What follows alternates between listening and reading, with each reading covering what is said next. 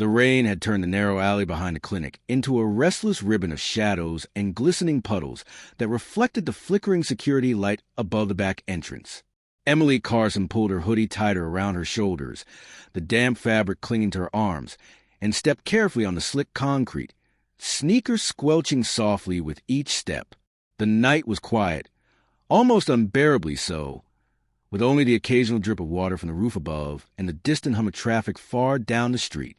Midnight was near, yet Emily's thoughts were alert, a nervous anticipation coiling in her chest as she carried the trash bag to the dumpster. She was about to toss the last bag when something unusual caught her eye. Beside the dumpster sat a cracked, warped plastic storage bin, its lid half off, soaked and misshapen from years of exposure to the elements.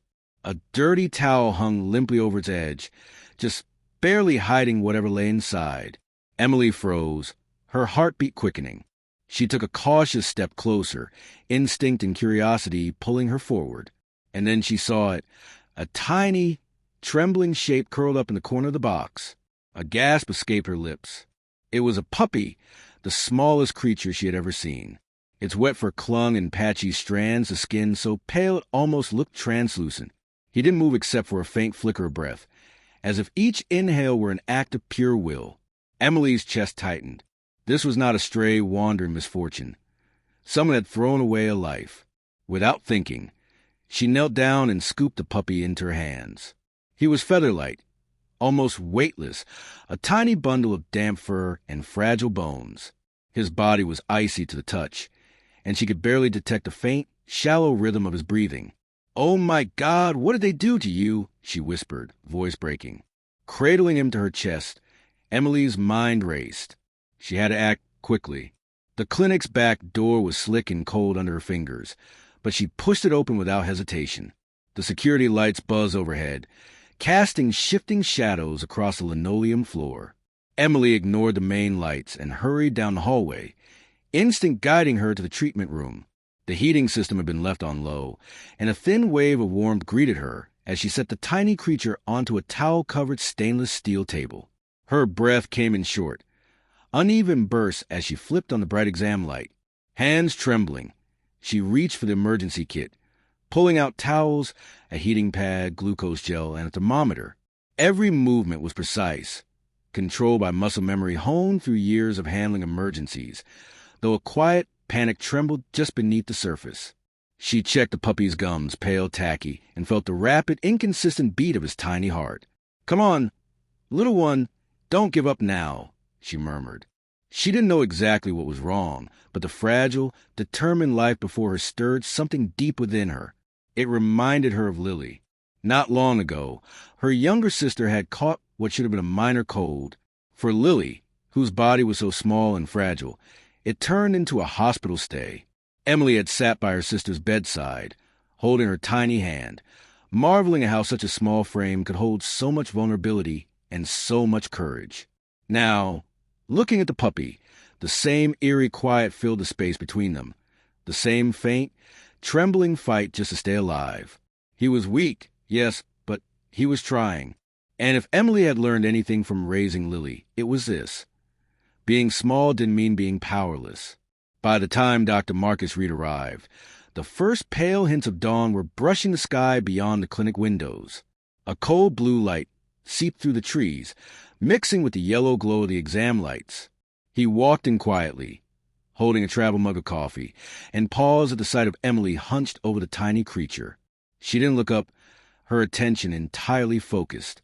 "He's been stable for the last 20 minutes, she said, voice tight. "Still cold, but breathing is improving." Dr. Reed placed his mug down and leaned closer, eyes narrowing as he studied the fragile form wrapped in layers of towels. "Let's take a closer look," he said softly, moving with careful precision. He checked the puppy's pulse, reflexes, and breathing. Then he paused. "Emily," he said quietly, "this puppy isn't a newborn." Emily frowned. "What do you mean?" He angled the light and gently opened the puppy's mouth. "Look at these teeth in his eyes. Fully open. Based on development, I'd say 5, maybe 6 weeks old." Emily stared, stunned. "But he's the size of a hamster." Dr. Reed's brow furrowed. "Exactly. This isn't just neglect. There's something else going on here. He fetched a digital scale. Emily carefully transferred the puppy onto it. The number blinked, less than half a pound. Dr. Reed scrolled through medical records and research on his tablet. It's rare, he murmured. I've seen it once before. He could have pituitary dwarfism, a hormonal condition. His body isn't producing the growth signals he needs. Emily's throat tightened. Pituitary dwarfism. The words brought memories rushing back. Memories of Lily, diagnosed when Emily was just 14, in a sterile hospital room while their mother, overwhelmed, didn't even pretend to stay. Emily had clutched Lily's tiny hand and silently vowed to never let her feel unwanted. That fierce, protective love had blossomed immediately. Now, here it was again, staring back at her in the form of this tiny, abandoned puppy, rejected not for who he was, but for being small, fragile, imperfect. Emily's heart sank, but she also felt recognition. She had walked this road before. Even as the evening passed and the clinic closed, Emily's care didn't stop.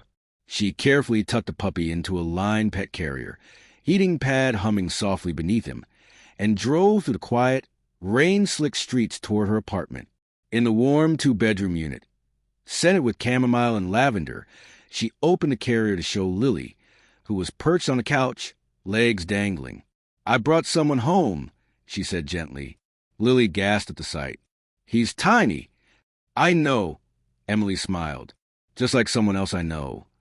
The girl reached out carefully, brushing a fingertip over the puppy's damp fur. What's his name? I haven't named him yet, Emily replied. Lily looked thoughtful, then said softly, He looks like dust. Soft, floating, like sunlight through the window. Dusty, Emily repeated, a smile spreading across her face. That's perfect. The next few days unfolded in quiet harmony. Lily sat beside Dusty during every feeding, whispered stories to him, sketched him under blankets, and laughed at the twitch of his tiny ears. Dusty responded in small ways, the subtle lift of his head, the tentative flick of a tail, but their bond grew silently, sacredly, stitched together in the gentle rhythm of their shared breaths. One night, Emily watched as Lily pressed her forehead to Dusty's. You're like me, she whispered. Everyone thinks we're too little to matter, but they're wrong. Emily's eyes stung. The apartment no longer felt heavy. It felt like home. A week later, the bell above the clinic's front door jingled just after closing. Emily, sweeping near the desk, looked up at a man in his late 40s. He was overdressed with a small-town clinic, pressed slacks, expensive leather shoes, a heavy wool coat, and his eyes scanned the lobby as if he didn't want to touch anything. Can I help you? Emily asked, keeping her voice calm. I heard a puppy was found here, the man said flatly. Tiny one, maybe lost. Did anyone turn him in? Emily tightened her grip on the broom. Sorry, she said evenly. We don't release information about animals in our care. The man smiled, but it didn't reach his eyes. He turned and left, pausing only to glance down the hallway toward the treatment rooms. The uneasy sense of threat lingered, like static against her skin. Later, with Lily asleep and Dusty curled beside her, Emily sat at the kitchen table, laptop open, fingers flying across the keys. Every detail about Dusty's condition, the stranger, and the man's clothing was recorded. Her search led to Everpure Kennels, a glossy website selling genetically engineered toy breeds. There was no mention of failed litters, only perfection. Among the donors, one name caught her eye, Reynolds G. Matching the monogram on the man's handkerchief dropped at the front desk. Emily's pulse quickened. Dusty hadn't just been lost. Someone had wanted him gone. Across from her, Rachel Moore, a freelance investigative journalist known for uncovering shady animal ventures, sipped cooling tea at a quiet campus cafe. Emily's email, sent at 2 a.m. with the subject line, "You need to hear about Dusty," had brought her here less than 48 hours later. Rachel tapped on her tablet, ready to dive in, her eyes sharp and alert, pulling up a cached version of Everpure, Kennel's internal marketing deck. One she'd acquired through anonymous sources. They market them as premium, micro-companions, Rachel said. But here, look, she zoomed into a slide. It showed a matrix of breeding outcomes, color-coded by size and survivability. They limit the selective breed for size, reduction using hormonal suppression, and early genetic screening. But the failure rate is high. Most litters don't survive. The ones that do, like Dusty, are labeled genetic anomalies. Emily felt her stomach twist. Rachel continued, voice low. Instead of treating them, they're discarded. Quietly. No paperwork. No trace. But that's illegal, Emily whispered. Rachel nodded. Technically, yes, but proving it is another story. These places hide behind contracts, NDAs, and shell donors. Like your friend Reynold G. She slid over a screenshot, an email chain referencing Dusty's irregular case, and instructing staff to dispose off-site. No records. Emily stared at the words. Her mind reeled. Dusty hadn't been abandoned by chance. He had been systematically erased. Outside the cafe window, rain had begun to fall.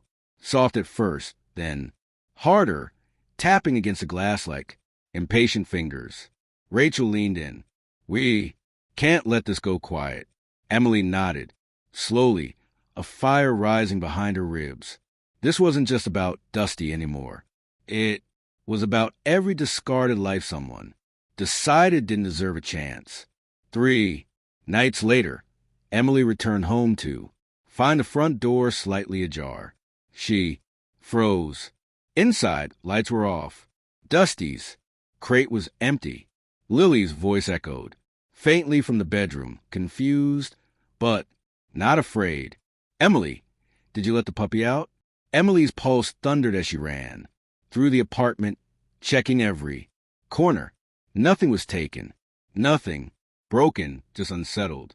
The next morning, she found the back gate unlocked, a footprint in the mud, and Dusty somehow safe in the corner of the backyard, shivering, dirty, but alive. He had been taken, then dropped as if someone changed their mind or sent a warning. Emily held him close, heart pounding. Her world, once small and simple, was unraveling. Later that week, she arrived at the clinic early. The lock was busted. Inside, the filing cabinet had been pried open. Her laptop gone. But the worst part was a wall. Spray-painted words in red, shaky block. Letters. Stay out of what you don't understand. Emily stood in the silence, hands trembling, breath sharp in her chest. She wasn't just poking around anymore. She had become a threat, and someone wanted her scared enough to stop. That night, she sat beside Lily and Dusty on the couch, both curled up in blankets. She didn't tell Lily everything, just enough to remind her that no matter what happened, they'd stay together. Dusty nestled against her, sighed, eyes half closed, body warm. Emily stared out the dark window, her reflection barely visible in the glass. The fear was real, but so was her conviction. The lights in the television studio were too bright, the air too still. Outside, a crowd gathered by the building's windows, curious, waiting. Inside, Emily sat frozen in the guest chair, her palms damp against her jeans. For a heartbeat, she wished she could disappear, but beside her, Lily's tiny fingers found hers. That was all she needed. Across from her, the local anchor gave a reassuring nod. Beside her, Lily sat quietly, legs swinging, with Dusty curled up on her lap in a tiny knit sweater. Rachel stood just off camera, arms crossed, her steady gaze reminding Emily why they were here. The producer counted them in. The segment began. At first, Emily's voice trembled. She spoke of the night she found Dusty, of the diagnosis, of the strange man who came asking questions. But as she continued, something shifted. The fear in her throat gave way to fire. They told me he was defective, she said, voice steady now. Too small, too broken. But Dusty isn't broken. He's alive. He matters. Footage rolled. Dusty's rescue, his recovery. Lily, brushing his fur. Laughter echoing in. The background. Then came the reel. Headline: Emily laid out the evidence. Emails, photos, Rachel's investigation. She named Everpure Kennels. They called it efficiency. They called it selective. Breeding. I call it cruelty. The clip went viral within hours. Comments poured in. Pet lovers, parents of special needs. Children, whistleblowers from other breeding centers. Emily's inbox flooded with support and with more stories. By morning, the authorities announced a preliminary investigation into Everpure's practices. But the studio moment that stayed in everyone's mind wasn't the facts or the footage. It was Lily smiling softly as she stroked Dusty's head. When the anchor asked what made her love him so much, she answered without hesitation, because he's little. Like me. Weeks passed. Emily stood outside the courthouse, the late autumn, wind tugging at her coat. Reporters clustered by the steps, cameras flashing, as officials announced the charges. Animal cruelty, destruction of evidence,